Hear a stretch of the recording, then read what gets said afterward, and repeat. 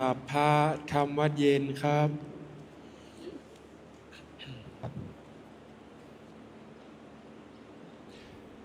ทั้งหมดกราบพระพร้อมกันนะครับ กราบ กราบ กราบ กราบบารมีธรรมพ่อแม่ครูบาอาจารย์ครับ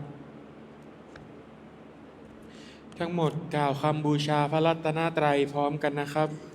อิมินาสกาเลนะพุทธังอภิปูชยามะอิมินาสกาเลนะธัมมังอภิปูชยามะอิมินาสกาเลนะสังฆังอภิปูชยามะอะระหังสัมมาสัมพุทโธภะคะวาพุทธังภะคะวันตังอภิวาเทมิสวากขาโตภะคะวะตาธัมโมธัมมังนามัสสามิสุปฏิปันโนภะคะวะโตสาวกสังโฆสังฆังนะมามิท่านธรรมยังพุทธาสาภาคาวะโตปุพพาคณามากาลังกาโลมาเซนะโมตัสสะภะคะวะโตอะระหะโตสัมมาสัมพุทธัสสะนะโมตัสสะภะคะวะโตอะระหะโตสัมมาสัมพุทธัสสะนะโมตัสสะภะคะวะโตอะระหะโตสัมมาสัมพุทธัสสะพุทธังสารนังคัจฉามิธัมมังสารนังคัจฉามิสังฆังสารนังคัจฉามิทุติยัมปิพุทธังสารนังคัจฉา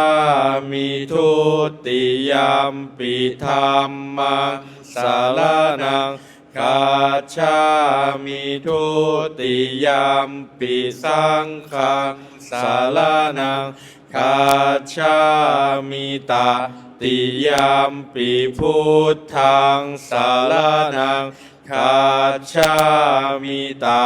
ติยัมปิธัมมังสารนังคัจฉามิตติยัมปิสังฆังสารนังคัจฉามิเปิดหนังสือไปที่หน้า12ครับท่านธรรมยังปาติจาสมุปาทาธรรมะปะทังพานามาเสอิทัพพิขเวอริยสาวโกปฏิจจสมุปปาทันเยวะสาธุกังโยนิโสมานะสิกาโลติภิกษุทั้งหลายอริยสาวกในธรรมวินัยนี้ย่อมกระทำไว้ในใจโดยแยบคายเป็นอย่างดีซึ่งปฏิจจสมุปบาทนั้นเทียวดังนี้ว่าอิมัสสมิงสติอิทังโหติเมื่อสิ่งนี้มีสิ่งนี้ย่อมมีอิมัสสุปาทาอิทังอุปาชาติเพราะความเกิดขึ้นแห่งสิ่งนี้สิ่งนี้จึงเกิดขึ้นอิมัสสมิงอาสติอิทังโหติเมื่อสิ่งนี้ไม่มี สิ่งนี้ย่อมไม่มีอิมาสานิโรธาอิทังนิโรธชาติเพราะความดับไปแห่งสิ่งนี้สิ่งนี้จึงดับไปยะทิทางได้แก่สิ่งเหล่านี้คืออวิชชาปัจจยสังขาราเพราะมีอวิชชาเป็นปัจจัยจึงมีสังขารทั้งหลายสังขาราปัจจยวิญญาณังเพราะมีสังขารเป็นปัจจัยจึงมีวิญญาณวิญญาณปัจจยานามรูปังเพราะมีวิญญาณเป็นปัจจัยจึงมีนามรูป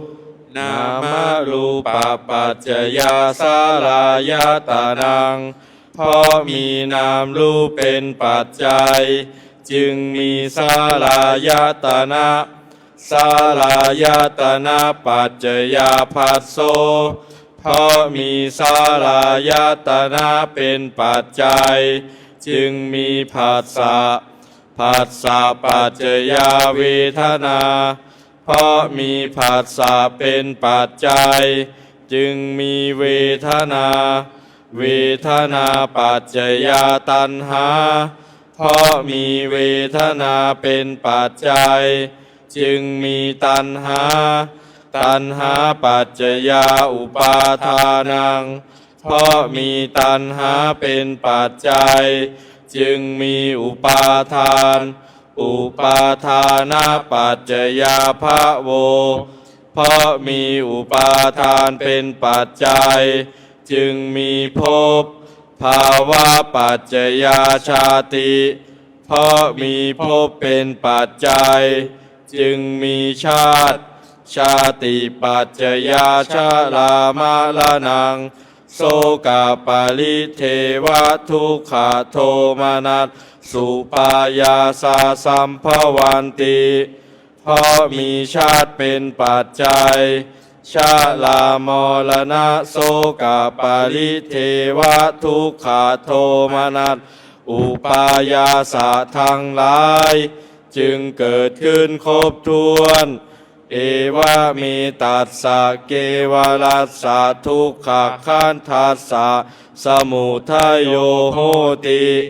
ความเกิดขึ้นพร้อมแห่งกองทุกข์ทั้งสิ้นนี้ย่อมมีด้วยอาการอย่างนี้อวิชชายตเววะอาเสสะวิลาคะนิโรธาสังขาระนิโรโธเพราะความจางคลายดับไปโดยไม่เหลือแห่งอวิชชานั้นเทียวจึงมีความดับแห่งสังขารสังขาระนิโรธาวิญญาณนิโรโธเพราะมีความดับแห่งสังขารจึงมีความดับแห่งวิญญาณวิญญาณนิโรธานามรูปะนิโรโธเพราะมีความดับแห่งวิญญาณจึงมีความดับแห่งนามรูปนามรูปะนิโรธาสลายตนะนิโรโธเพราะมีความดับแห่งนามรูปจึงมีความดับแห่งสลายตนะสลายตนะนิโรธาผัสสะนิโรโธเพราะมีความดับแห่งสลายตนะจึงมีความดับแห่งผัสสะ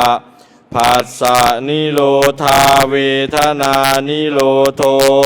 เพราะมีความดับแห่งผัสสะจึงมีความดับแห่งเวทนาเวทนานิโรธาตัณหานิโรโธเพราะมีความดับแห่งเวทนาจึงมีความดับแห่งตัณหาตัณหานิโรธาอุปาทานะนิโรโธเพราะมีความดับแห่งตัณหาจึงมีความดับแห่งอุปาทานอุปาทานะนิโรธาภาวะนิโรโธ เพราะมีความดับแห่งอุปาทานจึงมีความดับแห่งภพภาวะนิโรธาชาตินิโรโธเพราะมีความดับแห่งภพจึงมีความดับแห่งชาติชาตินิโรธาชาลามารนังโสกปาริเทวทุกขโทมานัสสุปายาสานิรุชชันติเพราะมีความดับแห่งชาตินั่นแลชาลามรณะโสกปาริเทวทุกขโทมานัสอุปายาสะทั้งหลายจึงดับสิ้นเอวะเมตัสสะเกวรัสสะทุกขขันธัสสะนิโรโธโหติติความดับลงแห่งกองทุกข์ทั้งสิ้นนี้ย่อมมีด้วยอาการอย่างนี้ดังนี้ เปิดหนังสือไปที่หน้า42ครับหน้าที่42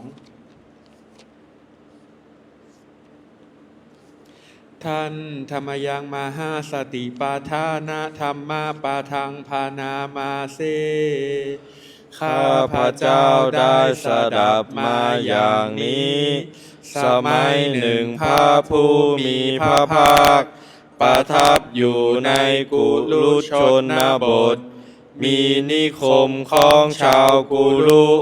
ชื่อว่ากรรมสัทธรรมะณที่นั้นพระผู้มีพระภาคได้พระสุว่าดูกาลภิกษุทั้งหลาย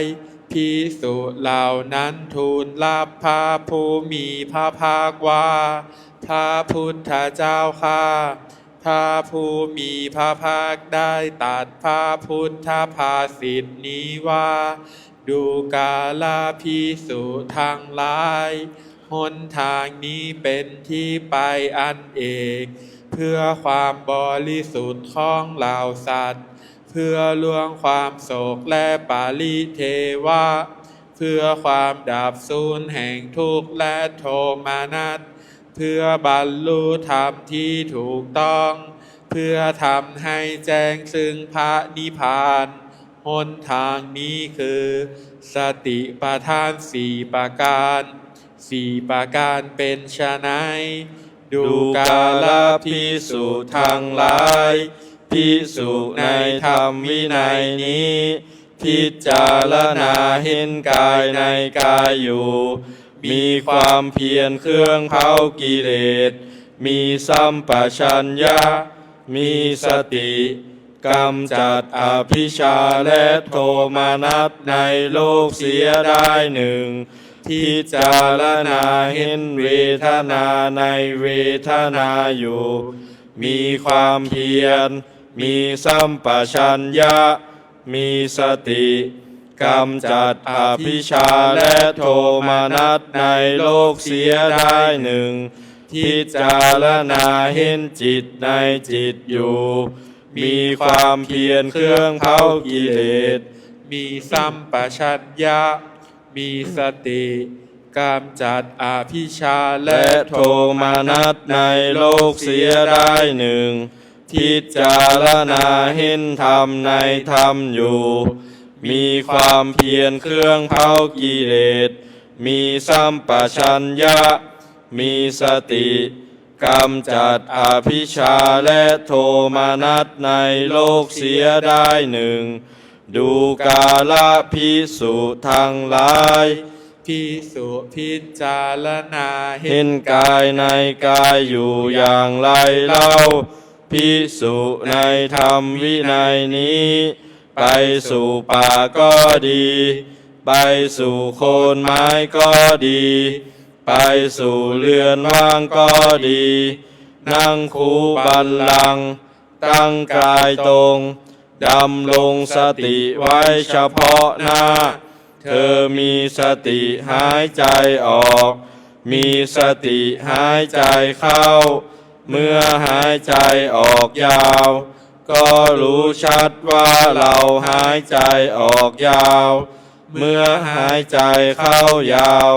ก็รู้ชัดว่าเราหายใจเข้ายาว เมื่อหายใจออกสั้น ก็รู้ชัดว่าเราหายใจออกสั้น เมื่อหายใจเข้าสั้น ก็รู้ชัดว่าเราหายใจเข้าสั้น ย่อมสำเนียกว่า เราจะเป็นผู้กำหนดรู้ตลอดกองลมหายใจทั้งปวง หายใจออก ย่อมสำเนียกว่า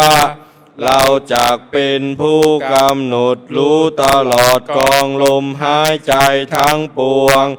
หายใจเข้า ย่อมทำความฝึกหัดศึกษาว่า เราจะระงับกายสังขาร หายใจออกย่อมทำความฝึกหัดศึกษาว่า เราจะระงับกายสังขารหายใจเข้าดูกาลพิสูจน์ทางหลายนายช่างกึ่ง หรือลูกมือของนายช่างกึ่งผู้ขยัน เมื่อชักเชือกกึ่งยาว ก็รู้ชัดว่าเราชักยาว เมื่อชักเชือกกึ่งสั้น ก็รู้ชัดว่าเราชักสั้น แม้ชั้นใดภิกษุก็ชั้นนั้นเหมือนกัน เมื่อหายใจออกยาว ก็รู้ชัดว่าเราหายใจออกยาว เมื่อหายใจเข้ายาว ก็รู้ชัดว่าเราหายใจเข้ายาว เมื่อหายใจออกสั้น ก็รู้ชัดว่าเราหายใจออกสั้น เมื่อหายใจเข้าสั้น ก็รู้ชัดว่าเราหายใจเข้าสั้น ย่อมทำความฝึกหัดศึกษาว่า เราจะเป็นผู้กำหนดรู้กองลมทั้งปวง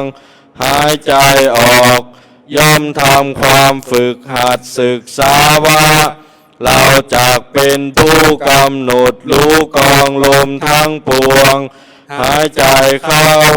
ย่อมทำความฝึกหัดศึกษาว่า เราจะระงับกายสังขาร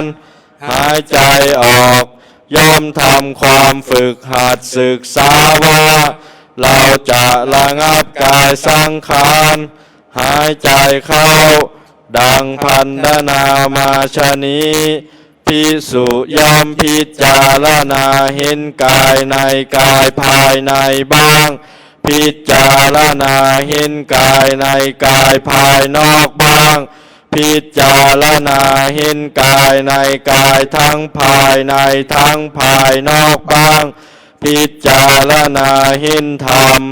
คือความเกิดขึ้นในกายบ้าง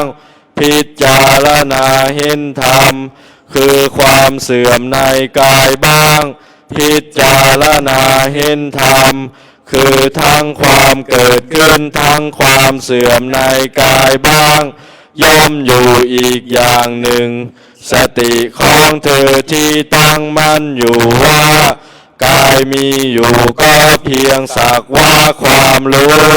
เพียงสักว่าอาศัยระลึกเท่านั้น เธอเป็นผู้อันตัณหาและทิฏฐิไม่อาศัยอยู่แล้ว และไม่ถือมันอะไรในโลก ดูกาลภิกษุทั้งหลาย อย่างนี้แลภิกษุเชื่อว่า พิจารณาเห็นกายในกายอยู่ ดูกาลภิกษุทั้งหลาย อีกข้อหนึ่งภิกษุเมื่อเดิน ก็รู้ชัดว่าเราเดิน เมื่อยืน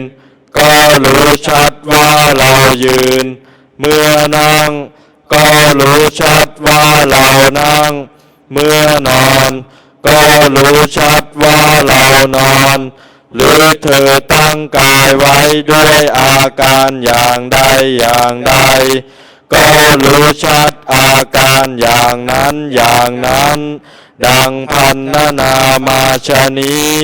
ภิกษุย่อมพิจารณาเห็นกายในกายภายในบ้าง พิจารณาเห็นกายในกายภายนอกบ้างพิจารณาเห็นกายในกายทั้งภายในทั้งภายนอกบ้างพิจารณาเห็นธรรมคือความเกิดขึ้นในกายบ้างพิจารณาเห็นธรรม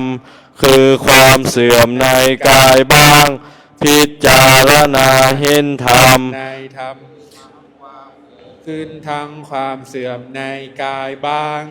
ย่อมอยู่อีกอย่างหนึ่งสติของเธอที่ตั้งมั่นอยู่ว่ากายมีอยู่ก็เพียงสักว่าความรู้เพียงสักว่าอาศัยระลึกเท่านั้น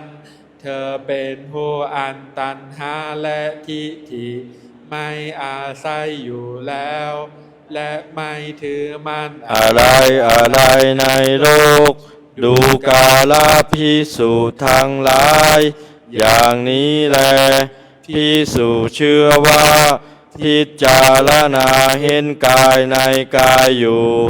ดูกาลภิกษุทั้งหลาย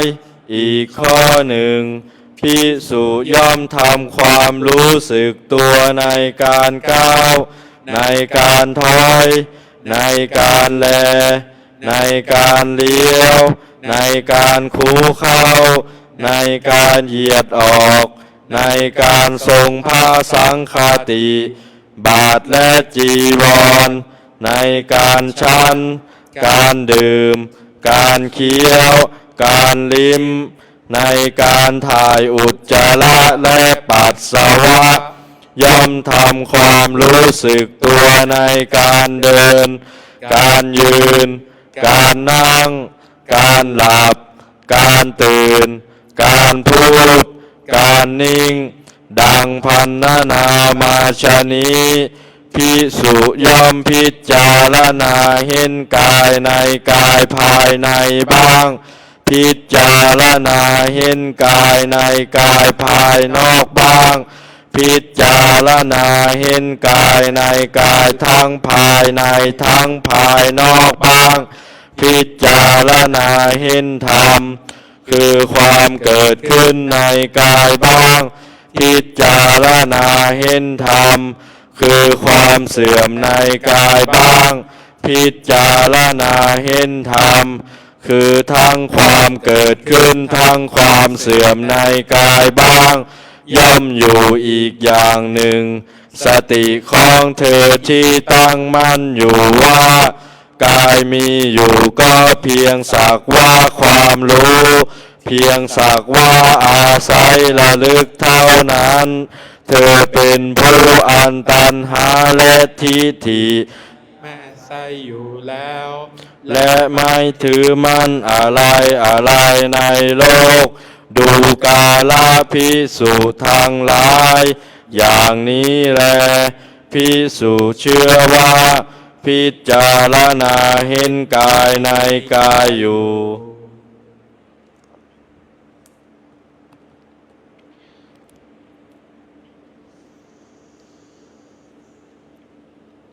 ต่อไปจะเป็นการนั่งสมาธินะครับให้ทุกท่านขยับแขนขยับขาผ่อนคลายกิริยาบถ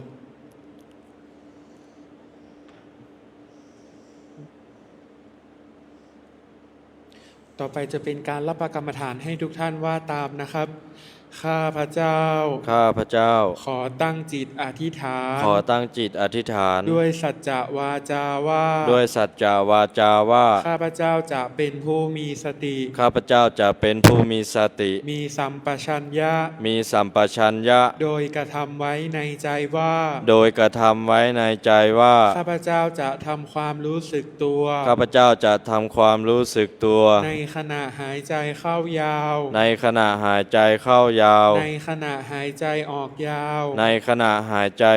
าวจะทำความรู้สึกตัวในขณะหายใจเข้าสั้นในขณะหายใจออกสั้นข้าพเจ้าจะอดทนอดกลั้นไม่หลงในความพอใจไม่ปฏิเสธความไม่พอใจจะระงับ บความอยากมี จะระงับความอยากมี ความอยากเป็น ความอยากเป็น ความไม่อยากมี ความไม่อยากมี ความไม่อยากเป็น ความไม่อยากเป็น ตลอดการนั่งสมาธิภาวนา ตลอดการนั่งสมาธิภาวนา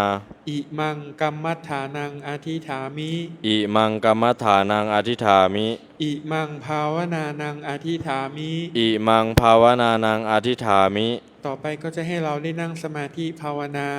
ให้พอสมควรแก่เวลานะครับ